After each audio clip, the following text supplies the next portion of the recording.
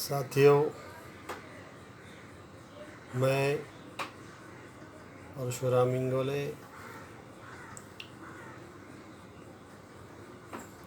राष्ट्रीय डोर समाज संघटना संस्थापक अध्यक्ष, राष्ट्रीय चर्मकार संघ प्रदेश नेता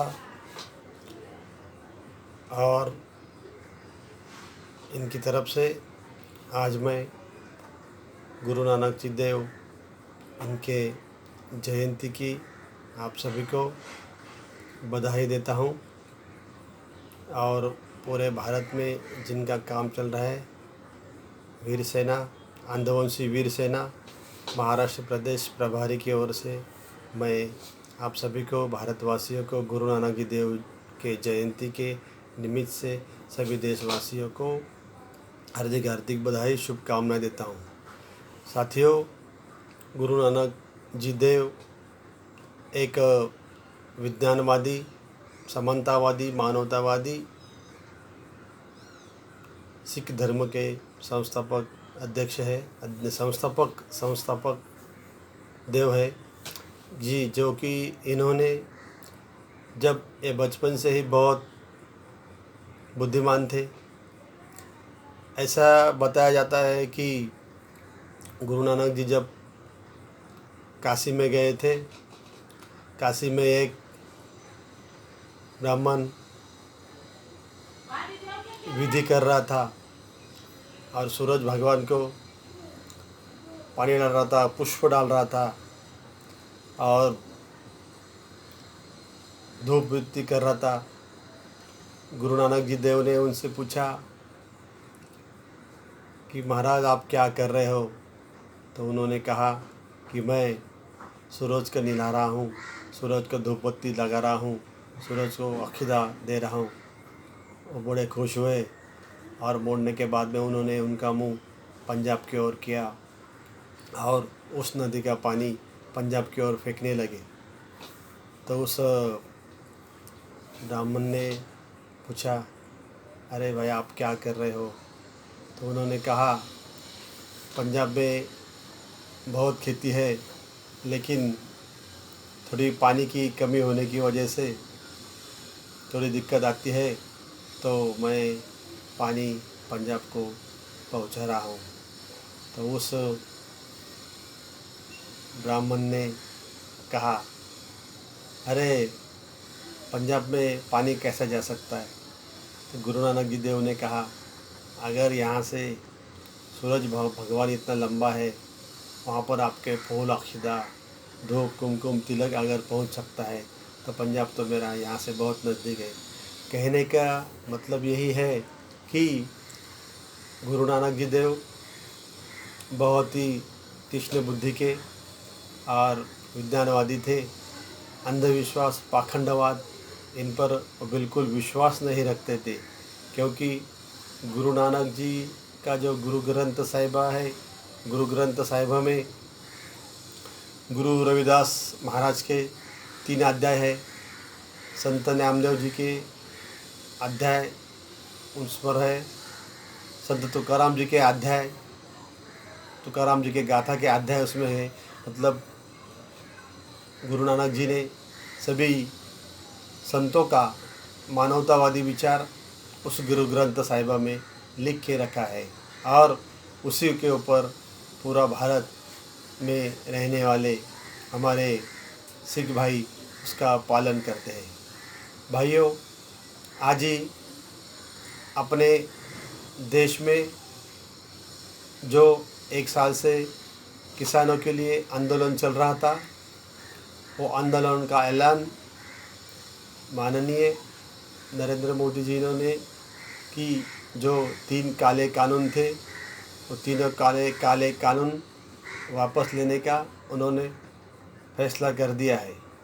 लेकिन सभी किसान उस फैसले के ऊपर, सभी किसान भाई उस फैसले के ऊपर खुश हुए, लेकिन आज भी किसानों का आंदोलन पीछे नहीं गया है, क्योंकि ये सिर्फ जो देश के पंत प्रधान हैं, प्राइम मिनिस्टर है नरेंद्र मोदी, इन्होंने सिर्फ 3 काले कानून वापस लेने का सिर्फ मुंह से बोला है, ये जब तक लोकसभा में जाएगा नहीं, ठराव पारित होगा नहीं, राष्ट्रपति के पास जाएगा नहीं, उसका राष्ट्रपति जी का सिग्नेचर होगा नहीं, वापस लोकसभा में आने के बाद में वो जब तक ले बहस होके कैंसिल होगा नहीं, तब तक ले इस तीनों काले कानून पर और मोदी जी के मुंह बोले बातों पर विश्वास नहीं रखा जाता।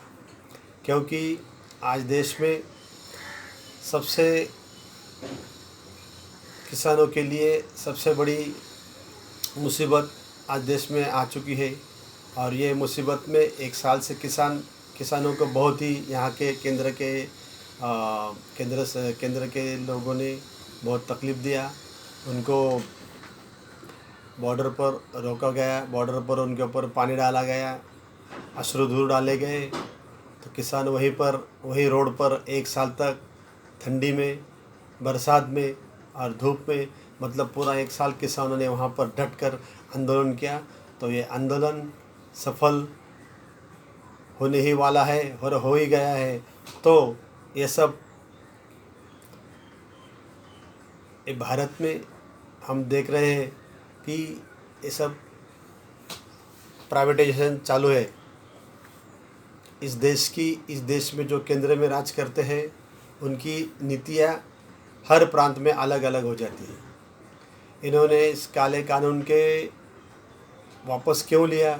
क्योंकि इन्होंने देखा बहुत से प्रांत में उनकी सरकार गिरी है, बहुत से जगह पे उनके सीट एमएलए एमपी गिर रहे हैं, लोग जाग रहे हैं। और ये सब देखते हुए उन्होंने देखा कि अगर ये 3 काले कानून किसान के अगेंस्ट में जो है वो वापस अगर नहीं लिया जाएगा तो आने वाला शायद इलेक्शन में भी ये बहुत बुरी तरह से हारने तो वाले ही है, और ही ज़्यादा ना हारना चाहिए। इसके लिए उन्होंने इसके ऊपर बात रखी है। भाइयों, दूसरी बात है कि महाराष्ट्र में इनकी नीति अलग होती है, केंद्र में इनकी नीति अलग होती है। केंद्र के जितने भी प्रोजेक्ट हैं, रेलवे का प्रोजेक्ट हो, टेलीफोन का प्रोजेक्ट हो, पेट्रोल का प्रोजेक्ट हो, LIC का प्रोजेक्ट हो, ये सब बड़े बड़े प्रोजेक्ट जो कि बड़े बड़े भारत सरकार की कंपनियां हैं, भेल जैसी कंपनियां हैं, वो सब कंपनियां एक केंद्र सरकार बेच रही है। एयरपोर्ट इन्होंने बेचा है, एयरपोर्ट की बहुत सी ज़मीन उनके दोस्त अडानी, अंबानी, अदानी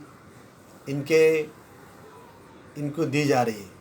दुख की बात तो यह है, जो एयरपोर्ट की कीमत जितनी उसकी कीमत होती है उससे 10% कीमत में, 20% कीमत में ये एयरपोर्ट बेचे जा रहे हैं। तो सोचने वाली बात है। ये जिन्होंने उनको इलेक्शन में हेल्प किया, इलेक्शन में पैसा लगाया, वही दोस्तों को आज एयरपोर्ट, रेलवे की बहुत सी ट्रेनें, LIC का बहुत सा शेयर, उसके बाद में बड़ी बड़ी कंपनियां जो कि प्रॉफिट में थी, इस केंद्र के सरकार ने एक भी कंपनी नई बनाई नहीं। लेकिन जितनी भी कंपनियां इस देश में बनी थी 70 साल में, वो सब कंपनियां बेचने का काम इन्होंने किया है और कर रहे हैं। रिज़र्व बैंक का फंड ये प्राइम मिनिस्टर निकाल रहे हैं। आज 70 साल में कोई भी प्राइम मिनिस्टर ने रिज़र्व बैंक का फंड कभी भी निकाला नहीं है। लेकिन ये पहले ऐसे शख्सियत है जो देश के इतिहास में सबसे बड़ा अगर नाम लिखा जाएगा पंतप्रधान का, नरेंद्र मोदी जी का, कि जिन्होंने बहुत ही अच्छे काम किए हैं। और ये काम आने वाले इलेक्शन में इनको बहुत अच्छी तरह से देखने में मिलेंगे। ये केंद्र में अपनी कंपनियां जो प्रॉफिट में चल रही है वो तो बेच रहे हैं, लेकिन महाराष्ट्र में जो ST महामंडल है उसको कहते हैं कि इन सरकार में ये ST महामंडल विलीनीकरण किया जाए, ST महामंडल को महाराष्ट्र सरकार ने खरीद लिया जाए। दोस्तों, जब जो भी इंसान जहाँ पर जॉब करता है, जहाँ पर जॉब करने के समय में शुरू में जब उसका जॉब लाता है, उनको जब जॉब का लेटर मिलता है तो लेटर में सब उस मंडल के कायदे कानून सब लिखे जाते हैं, पेमेंट के बारे में सब लिखा जाता है। ऐसा सब होने के बाद में रही बात एसटी महामंडल के, हमारे भाइयों की एसटी महामंडल जो भी सरकार को महाराष्ट्र के अच्छा लगे वो निर्णय लेगी, क्योंकि महाराष्ट्र में एसटी महामंडल के करीब करीब 90,000 कर्मचारी है। और ये जो लाल परी है ये बचनी चाहिए, लाल परी चलनी चाहिए, क्योंकि लाल परी के ऊपर भारत में रहे महाराष्ट्र में रहने वाले छोटे छोटे देहात के किसान भाई के बच्चे, किसान भाइयों के बच्चे तहसील ज़िला में जाके पढ़ते हैं, कॉलेज में जाके पढ़ते हैं, काम के लिए, बिजनेस के लिए हर दिन इस लाल परी से जाते हैं और घर में वापस आते हैं। ये लाल परी अगर बंद हो जाती है, एसटी महामंडल अगर बंद हो जाता है, तो आने वाले दिनों में हमारी शिक्षा, हमारी सेवाएं, सुविधाएं हमें कुछ मिलने वाली नहीं है। तो एसटी महामंडल भी बचना चाहिए और महाराष्ट्र गवर्नमेंट के उनके दायरे में रहते हुए महाराष्ट्र गवर्नमेंट से, गवर्नमेंट का महाराष्ट्र में जो गवर्नमेंट अभी 3 पक्ष की आई है, वो गवर्नमेंट बहुत ही अच्छी तरह से काम कर रही है। कुछ बात आगे पीछे हो सकती है, तो मैं सभी महाराष्ट्र वासियों से, सभी देशवासियों से विनती करता हूँ कि आने वाले दिन अपने लोगों के लिए बहुत ही खतरनाक दिन आने वाले हैं, बहुत ही, क्योंकि इस सरकार ने, इस केंद्र सरकार ने अभी कॉलेज के हमारे जो विद्यार्थी होते हैं, एससी, एसटी, ओबीसी, एनटी और माइनॉरिटीज़ के जो विद्यार्थी होते हैं, इन विद्यार्थियों के लिए जो स्कॉलरशिप होती है वो स्कॉलरशिप इन्होंने बंद कर दी है। स्कॉलरशिप बंद करने की वजह से बड़े बड़े विश्वविद्यालयों में पढ़ने वाले बच्चे, उनकी संख्या कम होने वाली है, क्योंकि जो किसान के बच्चे, मजदूर के बच्चे, मीडियम क्लास के लोगों के बच्चे, ये एससी, एसटी, एनटी, वीजेएनटी, माइनॉरिटीज़ के लोगों के बच्चे इस अनुदान के ऊपर स्कूल में कॉलेज में जाते हैं, पढ़ते हैं, अच्छी तरह की पढ़ाई करते हैं। तो आने वाले समय में इस सब बजट में इनके बारे में ये केंद्र की सरकार बिल्कुल ध्यान नहीं दे रही है। केंद्र की सरकार सिर्फ हिंदू और मुस्लिम में झगड़ा कैसा लगे, हिंदू मुस्लिम के झगड़े से किसको बेनिफिट होता है? हिंदू मुस्लिम के झगड़े से सिर्फ बेनिफिट होता है तो वो सिर्फ और सिर्फ बीजेपी हिंदूवादी लोगों को ये बेनिफिट होता है। तो भाइयों, इस देश में रहने वाले सभी मूल निवासी भाई बहनों, सभी धर्म के लोगों, ये देश अपना भारत देश है और ये भारत देश अखंड, भारत देश में रहने वाले सभी लोग, हिंदू, मुस्लिम, क्रिश्चियन, सिख, ईसाई, बुद्धिस्ट, हम सब भाई भाई है, क्योंकि ये यहाँ के मूल निवासी है। तो इस मूल निवासियों से मैं निवेदन करता हूँ कि आने वाले दिन में आपको सभी को रास्ते पर उतरकर, जब तक ले हम लड़ाई करेंगे नहीं, रास्ते पर उतर कर जब तक हम लोग आंदोलन करेंगे नहीं, तब तक हमारा हक अधिकार मिलेगा नहीं। और जब तक ले ईवीएम मशीन जब तक ले इस देश से बंद होगी नहीं, ये इलेक्शन जब तक ले सिक्का से होगा नहीं, सिक्के से होगा नहीं, स्टैम्प से होगा नहीं, तब तक ले ये इलेक्शन, ये ईवीएम मशीन के ऊपर बैन लगना चाहिए। और ईवीएम मशीन के ऊपर जब तक ले बैन नहीं लगेगा, तब तक ले ये सरकार अपना बहुत बड़ी गड़बड़ी करके चुन के आ सकती है। भाइयों, आने वाला समय बहुत ही अपने लोगों के लिए अच्छा नहीं है। तो सभी से, मेरे बहन और भाइयों से, सभी से विनती है कि सभी लोग कोई भी इस झगड़ों में, हिंदू मुस्लिम के लफड़ों में, प्रांतवाद के लफड़ों में ना पड़ते हुए सभी देशवासियों ने अपना अपना परिवार खुशहाल मंगल कैसा रहे, इसके बारे में हम सब लोग विचार करेंगे। इसके बारे में हम लोग सब अपने अपनी काम करेंगे, अच्छे तरह से रहेंगे। सभी देशवासियों से जय भीम, जय महाराष्ट्र, जय हिंद।